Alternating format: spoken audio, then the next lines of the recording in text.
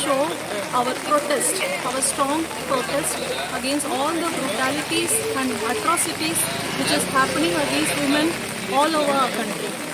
Second thing, we want to show that we are supporting the victims who are affected all over our country.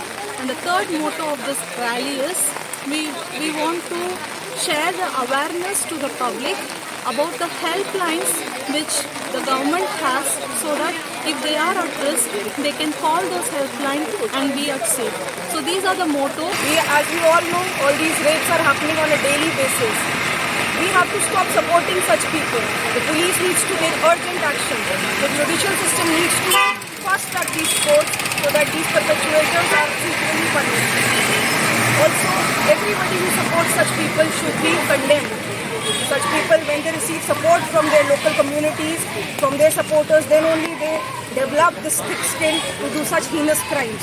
So please, condemn the people who support such people. Stop harassment, stop rape, and safety and dignity of a woman is the basic right that everybody in this country should fight for.